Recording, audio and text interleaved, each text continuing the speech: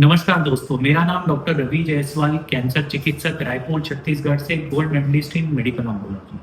दोस्तों, आज हमारे चर्चा का विषय है ब्रेस्ट कैंसर इन 2025।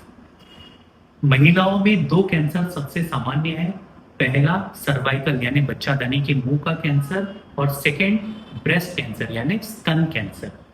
दोस्तों, ब्रेस्ट कैंसर के ट्रीटमेंट में पिछले 10-15 सालों में कई सारे चेंजेस आए हैं। ये चेंजेस स्टेज वाइज इसके इम्प्लीकेशंस है, तो आज हम विस्तार में ये सारी चीजों को समझेंगे। दोस्तों, कोई भी कैंसर में सबसे महत्वपूर्ण है कि हम ये कैंसर का डायग्नोसिस कौन से स्टेज में करते हैं। अगर हम ब्रेस्ट कैंसर का डायग्नोसिस 4th स्टेज में करते हैं तो हमारा सर्वाइवल 10 to 20% होता है, और यही ब्रेस्ट कैंसर का अगर हम डायग्नोसिस स्टेज 1 या स्टेज 2 में करते हैं तो हमारा सर्वाइवल 95 to 100% होता है। तो दोस्तों देखो, कोई भी कैंसर को हम जल्दी पकड़ते हैं 1st स्टेज में, 2nd स्टेज में, तो हमारा सर्वाइवल 90% से ज्यादा है। ब्रेस्ट कैंसर में पिछले 10 सालों तक स्टेज 4 ब्रेस्ट कैंसर का सर्वाइवल 10 to 15%। दोस्तों, with advent of targeted therapy, breast cancer को और बेहतर तरीके से समझकर इम्यूनोथेरेपी, HER2 टारगेटेड थेरेपी, ये नई दवाइयों के चलते अब स्टेज 4 ब्रेस्ट कैंसर में भी सर्वाइवल बढ़ता दिखाई दे रहा है, जो 30% से 50% के बीच में पहुंच चुका है। तो हम विस्तार में ये सारी चीजों के बारे में समझेंगे। पहले हम बात करते हैं कि ब्रेस्ट कैंसर के क्या लक्षण हैं। दोस्तों, ब्रेस्ट कैंसर के महिलाओं में सबसे सामान्य लक्षण है स्तन में गठान होना, जो लंबे समय से ठीक नहीं हो रही है और आकार में बढ़ती जा रही है। पेनलेस ब्रेस्ट लंप, महिलाओं को लगता है कि अगर ब्रेस्ट में गठान है और वो दर्द नहीं कर रही है तो ये कोई चिंता की बात नहीं है, लेकिन ऐसा नहीं है। ब्रेस्ट कैंसर की गठान शुरुआती समयों में स्टेज 1, 2, 3 में कोई भी दर्द नहीं करती है। ये पेनलेस गठान होती है। दर्द स्टेज 4 में होता है, जब वो गठान हमारे ऊपर की स्किन को इन्वॉल्व करती है, नर्व रूट को चपेटे में लेती है, उसी समय दर्द होता है। जब तक छाला नहीं बनता, स्किन नॉर्मल है, तो ब्रेस्ट कैंसर की गठान में दर्द नहीं होता। तो फर्स्ट स्टेज, अगर ब्रेस्ट में गठान है जो लंबे समय से ठीक नहीं हो रही है, स्तन का आकार में बदलाव आ रहा है, ब्रेस्ट की निप्पल से डिस्चार्ज हो रहा है, या ब्रेस्ट के ऊपर की जो स्किन है इसमें पिटिंग हो रही है, तो ये हमारे ब्रेस्ट कैंसर के लक्षण होते हैं। ये ब्रेस्ट कैंसर यूजुअली 40 साल से ज्यादा की एज की महिलाओं में कॉमन है। 20 से 30 साल, 35 साल में ये ब्रेस्ट कैंसर यूजुअली नहीं होता है। यूजुअली फैमिली हिस्ट्री रहने पर ही यंग एज में ब्रेस्ट कैंसर दिखाई देता है। मैमोग्राफी, ये जांच आपको करानी है अगर 45 ईयर्स से ज्यादा है। मैमोग्राफी स्तन का एक्सरे है जो ये गठान को पकड़ती है। अगर एज 45 से कम है तो हम सोनोग्राफी करते हैं ब्रेस्ट की। तो अमेरिकन सोसाइटी या स्टैंडर्ड गाइडलाइन कहते हैं कि 40 to 45 ईयर्स से ज्यादा है तो मैमोग्राफी यानी स्तन का एक्सरे हम ये स्क्रीनिंग जांच करें। अब स्क्रीनिंग जांच से पता चलेगा कि कैंसर की गठान है या नहीं, और जब भी स्क्रीनिंग की जांच हमको बताएगी कि कैंसर गठान हो सकती है तो हम बायोप्सी यानी टुकड़ा जांच लेके ये ब्रेस्ट कैंसर को कंफर्म करेंगे। ब्रेस्ट कैंसर की अगर हम ट्रीटमेंट की बात करें तो पिछले 1980s 90s तक सर्जरी, रेडिएशन, कीमोथेरेपी, ये 3 ऑप्शंस हमारे पास में थे। 1980s में पता चला कि हम टारगेटेड थेरेपी का इस्तेमाल कर सकते हैं। 2000 में ट्रास्टुजुमैब जैसी टारगेटेड दवाई आई और 2010 से इम्यूनोथेरेपी ये कैंसर के इलाज में आ रही थी। तो अब हम ट्रीटमेंट के बारे में थोड़ा विस्तार से समझते हैं। ब्रेस्ट कैंसर के ट्रीटमेंट में कीमोथेरेपी का इस्तेमाल किया जाता है। ये उन कैंसर्स के लिए किया जाता है जिनका साइज 5 सेंटीमीटर से ज्यादा है, या बगल में यानी ब्रेस्ट में गठान है, इसके साथ में बगल में एक्सिला में भी गठान है, या कैंसर फैल चुका है, स्टेज 4 में है, तब कीमोथेरेपी का इस्तेमाल होता है केस बाय केस बेसिस के ऊपर। कीमोथेरेपी हमको पता है कि कीमोथेरेपी के कुछ साइड इफेक्ट्स होते हैं, जैसे कि बालों का थोड़ा सा झड़ना, मुंह में छाले आना, हाथ पैर में दर्द होना, कमर में दर्द होना, गैस्ट्राइटिस, लूज मोशंस होना, ब्लड सेल्स का कम होना, white blood cells, red blood cells, उनकी कमी होना, ये कॉमन कीमोथेरेपी के साइड इफेक्ट्स है, क्योंकि कीमोथेरेपी नॉन स्पेसिफिक है, यानी वो कैंसर सेल को मारती ही है, उसके साथ में नॉन कैंसर सेल को भी मारती है। इसकी वजह से साइड इफेक्ट्स हमको दिखाई देते हैं। कीमोथेरेपी का इस्तेमाल करने से पहले हमको पेशेंट की जनरल कंडीशन को समझना है, क्या वो व्यक्ति कीमोथेरेपी के लिए फिट है या अनफिट है। उदाहरण के लिए अगर कोई व्यक्ति है, उसको क्रिएटिनिन बढ़ा हुआ है, लिवर में कैंसर फैला हुआ है, एज ज्यादा है, वीकनेस ज्यादा है, तो ऐसे व्यक्ति हाई डोज कीमोथेरेपी टॉलरेट नहीं कर सकते हैं। ऐसे व्यक्तियों के लिए या तो लो डोज कीमोथेरेपी या कीमोथेरेपी के अलावा कोई विकल्प हमको ढूंढना पड़ेगा। प्रेसिशन ऑन्कोलॉजी यानी हम अब ब्रेस्ट कैंसर को एक बीमारी नहीं समझते हैं। ब्रेस्ट कैंसर को हम जब बायोप्सी करते हैं तो वो सैंपल को ER/PR/HER2 नाम के टेस्ट के लिए भेजते हैं। इससे हमें पता चलता है कि महिला का जो ब्रेस्ट कैंसर है ये किस प्रकार का ब्रेस्ट कैंसर है। हार्मोनल ब्रेस्ट कैंसर का ट्रीटमेंट प्लान अलग है, HER2 पॉजिटिव ब्रेस्ट कैंसर का ट्रीटमेंट प्लान अलग है, और ट्रिपल नेगेटिव ब्रेस्ट कैंसर का ट्रीटमेंट प्लान अलग है। तो जब भी हमको पता चले ब्रेस्ट कैंसर है तो आपको डॉक्टर से 2 सवाल पूछने की, डॉक्टर मेरा कैंसर कौन से प्रकार का ब्रेस्ट कैंसर है, सेकेंड ये कौन से स्टेज में ब्रेस्ट कैंसर है। ये 2 जवाब मिलने के बाद ही हम इलाज की बात करते हैं।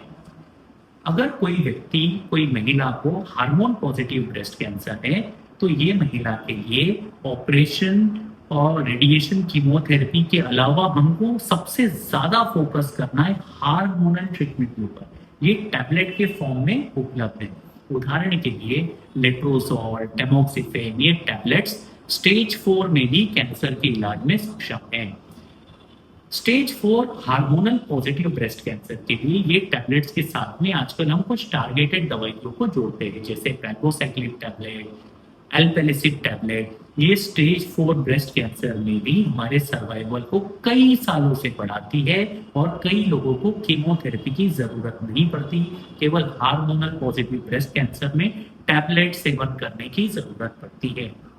Second category of breast cancer, जिसे HER2 पॉजिटिव ब्रेस्ट कैंसर कहा जाता है, ये ब्रेस्ट कैंसर के ट्रीटमेंट में कीमोथेरेपी के साथ में ट्रास्टुजुमैब, पर्टुजुमैब, ट्रास्टुजुमैब डेरक्सटिकेन, TDM1 ऐसी नई दवाइयां आई हैं।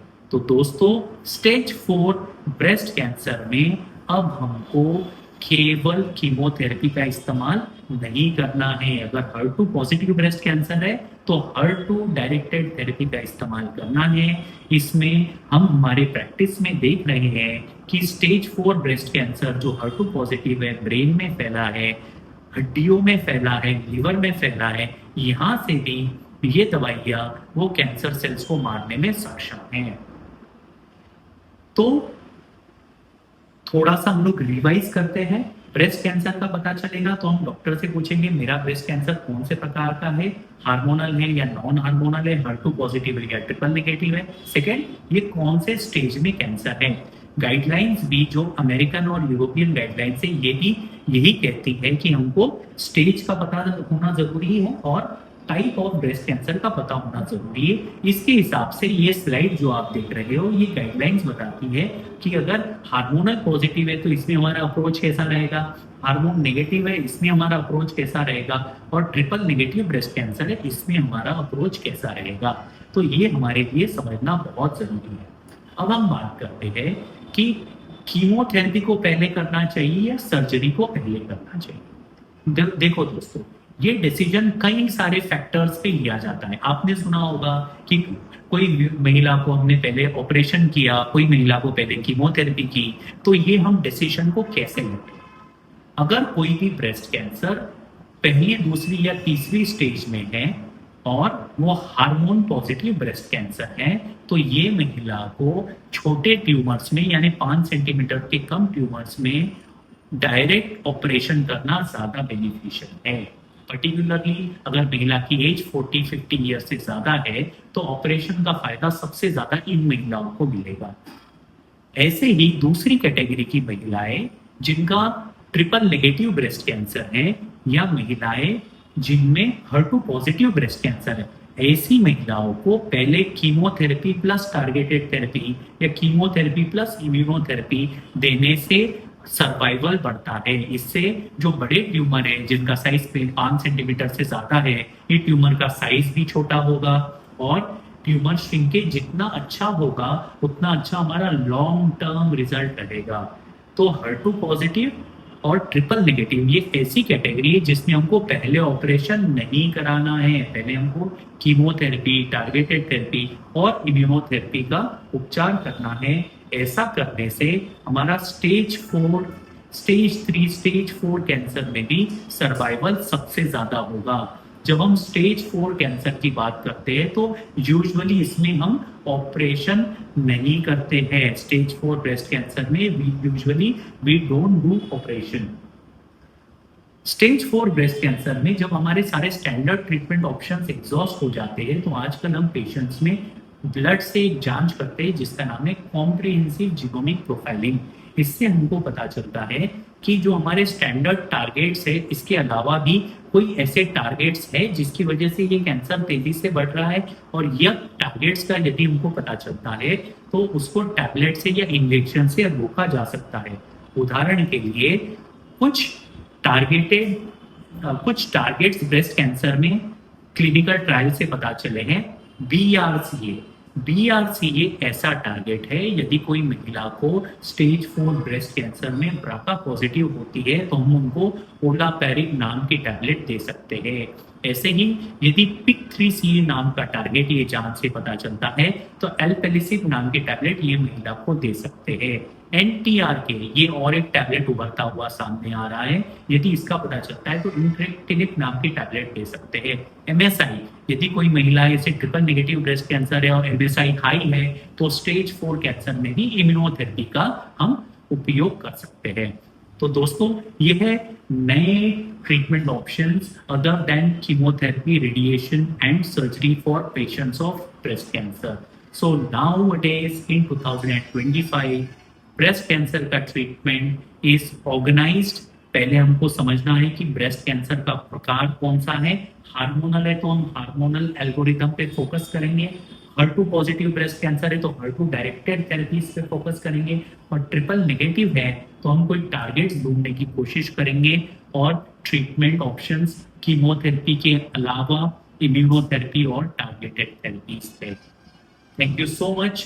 आई होप आपको ब्रेस्ट कैंसर का ये लेटेस्ट वीडियो समझ में आया होगा, और आपकी ये स्पेशल रिक्वेस्ट पर ही ये वीडियो को मैंने इतना डिटेल में प्रेजेंट किया है और सिंप्लीफाइड रखने की कोशिश की है ताकि आप, आपके फैमिली मेंबर्स ये ब्रेस्ट कैंसर के ट्रीटमेंट को समझ सकें। इसके अलावा भी अगर आपको कुछ डाउट्स है तो you can reach out to me. नमस्कार, धन्यवाद, थैंक यू।